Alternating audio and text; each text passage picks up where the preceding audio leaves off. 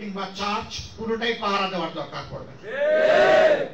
মিলেমিশে আমাদের সুন্দর বাগানে আমরা থাকবো। যার যার কাজ, যার যার ধর্ম, সে তার রুচি এবং তার চিন্তা অনুযায়ী সে আদায় করবে। সেখানে কেউ হস্তক্ষেপ করার দুঃসাহস দেখাবে না। সেই বাংলাদেশটি আমরা চাই। তার কোনো প্রমাণ আছে কিনা? অবশ্যই আছে, অবশ্যই আছে। এই দেশে এই যে সম্প্রতি চট্টগ্রাম আদালতে একজন আইনজীবীকে কিছু উগ্র গোষ্ঠী হত্যা করলো, তারা চেয়েছিল এর মাধ্যমে বাংলাদেশকে তপ্ত একটা শ্মশানে পরিণত করবে।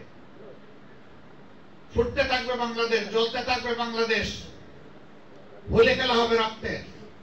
কিন্তু আলহামদুলিল্লাহ এদেশের দায়িত্বশীল মানুষ, বিশেষ করে মুসলমানরা, শত্রুদের পাতানো ফাঁদে পা দেয় নাই, কারো একটা লুম ধরেও টান মারে নাই। আমরা আমাদের সহকর্মীদেরকে বলেছিলাম, আমরা ধৈর্য ধরেছি অতীতে, ধৈর্য ধরবো, এখন ধৈর্য ধরবো আগামীতে ইনশাআল্লাহ। যদি কোনোদিন জনগণের খেদমত করার সুযোগ পাই, তাহলে সেবক হিসেবে কাজ করবো, মালিক হিসেবে নয়।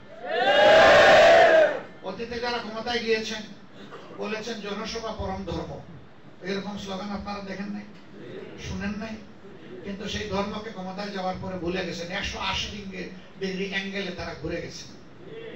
তারা জনগণের সেবক হওয়ার কথা ছিল, তারা মালিক জমিদার হয়ে বসেছেন, আর জনগণকে তারা তাদের ভাড়াটিয়া মনে করেছেন। আমরা জনগণকে ভাড়াটিয়া দেখতে চাই না। আমরা বাংলাদেশের মানুষকে মর্যাদাবান নাগরিক হিসেবে দেখতে চাই।